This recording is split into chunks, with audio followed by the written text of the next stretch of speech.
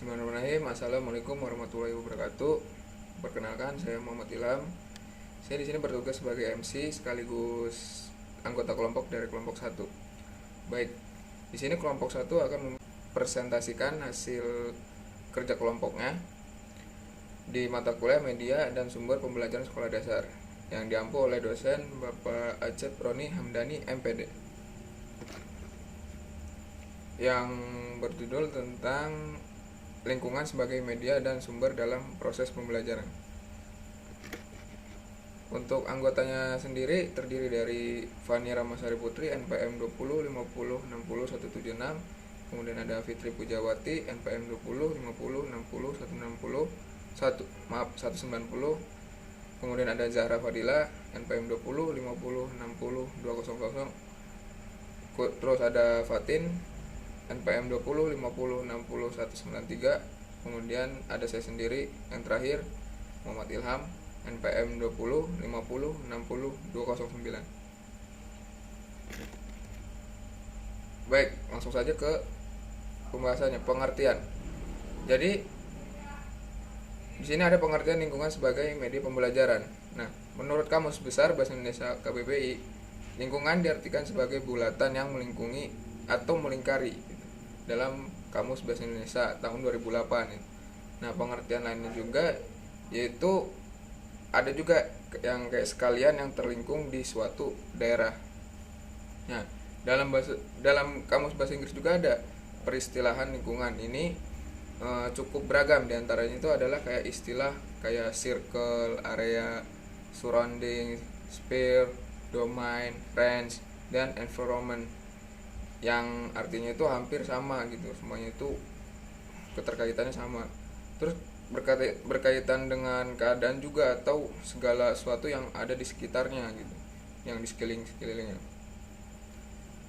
Nah, sedangkan media pembelajaran dapat kita artikan gitu, segala sesuatu yang merangsang pikiran, perasaan, perhatian, dan kemampuan. Itu menurut penemu Briggs tahun 1977, media pembelajaran adalah sarana fisik untuk menyampaikan isi atau materi pembelajaran seperti buku, film, video, dan sebagainya. Kemudian menurut National Education Association tahun 1969 mengungkapkan bahwa media pembelajaran adalah sarana komunikasi dalam bentuk cetak maupun pandang dengar, termasuk teknologi perangkat keras.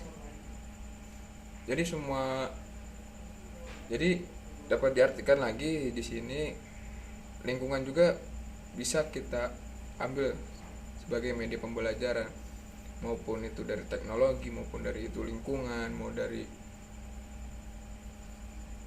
orang-orang masyarakat, itu bisa dijadikan sebagai media pembelajaran gitu. Jadi rasa ingin tahu itu ada gitu, kayak terangsang ingin belajar, ingin mencoba gitu, ingin belajar, ingin mempraktekkan gitu. Itu yang namanya disebut sebagai media-media untuk pembelajaran. Nah, untuk selanjutnya akan dipresentasikan oleh teman saya.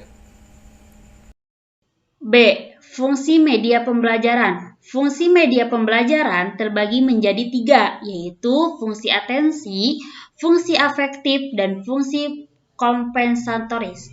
Fungsi atensi, media visual yang merupakan inti untuk menarik dan mengarahkan perhatian siswa untuk berkonsentrasi terhadap materi yang disampaikan. Yang kedua, fungsi afektif, yang terlihat dari penemuan-penemuan penelitian yang mengungkapkan bahwa lambingan visual atau gambar memperlancar pencapaian untuk memahami dan mengikat informasi yang terkandung di gambar tersebut.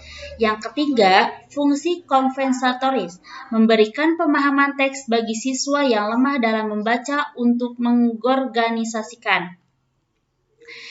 Media berfungsi untuk tujuan instruksi di mana informasi yang terdapat dalam media itu harus melibatkan siswa baik dalam benak maupun mental maupun bentuk aktivitas yang nyata. Dengan itu, media pembelajaran berfungsi untuk mengatasi hambatan dalam komunikasi. Pembelajaran tidak hanya dilakukan di dalam kelas maupun sekolah. Kita bisa memanfaatkan lingkungan sebagai media pembelajaran.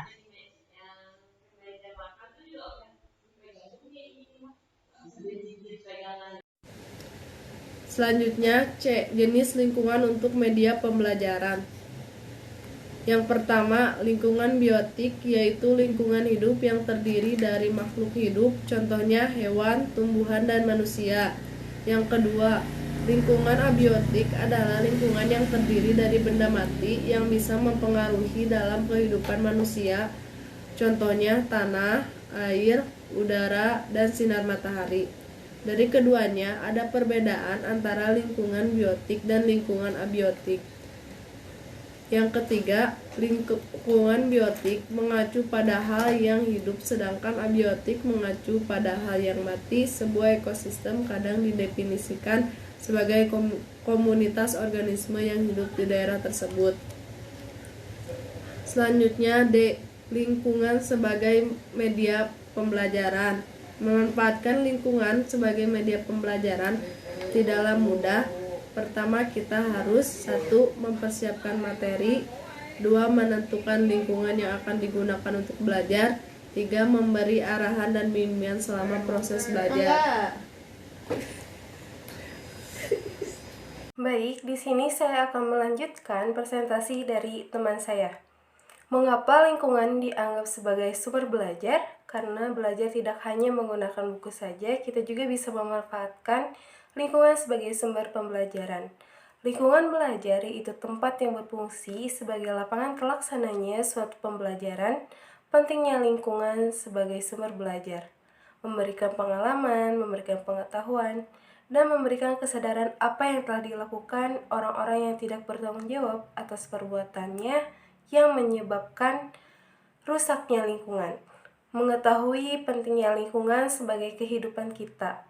Lingkungan adalah sarana belajar yang baik. Kita tidak perlu susah mengeluarkan biaya yang banyak untuk membeli bahan yang akan digunakan. Kita bisa langsung mengajak anak-anak pergi melihat seperti apa lingkungan itu secara langsung. Lalu di sini ada keuntungan dari lingkungan dalam proses belajar. Yang pertama adalah menghemat biaya karena memanfaatkan benda-benda yang ada di lingkungan.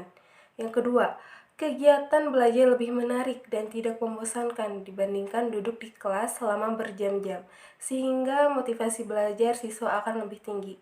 Yang ketiga, hakikat belajar akan lebih bermakna sebab siswa dihadapkan langsung dengan situasi dan keadaan yang sebenarnya atau bersifat alami.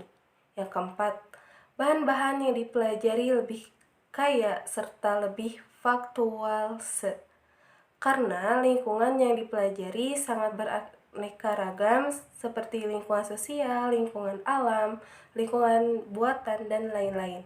Dan yang terakhir adalah kegiatan belajar akan lebih aktif dan komprehensif karena dapat dilakukan dengan berbagai cara seperti mengamati, bertanya atau wawancara, membuktikan atau mendemonstrasikan, dan menguji fakta. Saya Fitri Pujawati akan melanjutkan pembahasan materi yang selanjutnya yaitu kelemahan lingkungan dalam proses belajar. Kelemahan tersebut diantaranya yang pertama, kurangnya pemahaman guru dalam pemanfaatan lingkungan. Yang kedua, terkadang jadi salah sasaran karena siswa lebih terkesan main-main. Yang ketiga, perlunya membuat perencanaan yang lebih matang, menentukan tujuan yang jelas, menentukan cara dan teknik siswa dalam mempelajari lingkungan, dan menentukan apa yang harus dipelajari, serta mencatat hasil yang diperoleh. Yang keempat yaitu adanya anggapan belajar dengan lingkungan memerlukan waktu yang relatif lama. Padahal belajar cukup dilakukan selama beberapa menit saja, kemudian dilanjutkan di dalam kelas. Banyak guru yang masih berpandangan sempit bahwa belajar hanya bisa dilakukan di dalam kelas. Yang selanjutnya yaitu ada teknik penggunaan lingkungan sebagai media pembelajaran. Di antaranya yang pertama ada teknik survei. Pada teknik ini, kegiatan yang dilakukan yaitu kegiatan mengunjungi lingkungan masyarakat seperti masyarakat setempat untuk mempelajari proses sosial, budaya, ekonomi, kependudukan, dan masih banyak lagi. Kegiatan belajar yang dilakukan siswa yaitu melalui observasi, wawancara dengan beberapa pihak, mempelajari data atau dokumen yang ada. Yang kedua yaitu teknik camping atau berkemah. Teknik ini cocok untuk mempelajari ilmu pengetahuan alam, ekologi, biologi, kimia, dan fisika. Yang ketiga yaitu teknik karya wisata. Objek karya wisata ini harus sesuai dengan bahan pengajaran. Misalnya museum untuk pelajaran sejarah, kebun binatang untuk biologi, dan yang lainnya. Yang keempat yaitu teknik praktek lapangan. Teknik ini dilakukan untuk memperoleh kecakapan khusus. Misalnya, mahasiswa FKIP terjun ke sekolah untuk melatih kemampuan sebagai seorang guru di sekolah. Yang kelima yaitu teknik dengan cara mengundang narasumber. Pada teknik ini, narasumber dibawa ke sekolah untuk menjelaskan keahliannya kepada siswa. Yang terakhir yaitu teknik proyek. Pada teknik ini, cara ini dilakukan apabila sekolah, guru, dan siswa secara bersama-sama melakukan kegiatan dengan memberikan bantuan kepada masyarakat, seperti pelayanan, penyuluhan, partisipasi dalam kegiatan masyarakat, dan kegiatan lain yang diperlukan. Teknik ini memberi manfaat yang baik bagi para siswa maupun masyarakat. Sekian presentasi dari kelompok kami. Terima kasih atas perhatiannya. Wassalamualaikum warahmatullahi wabarakatuh.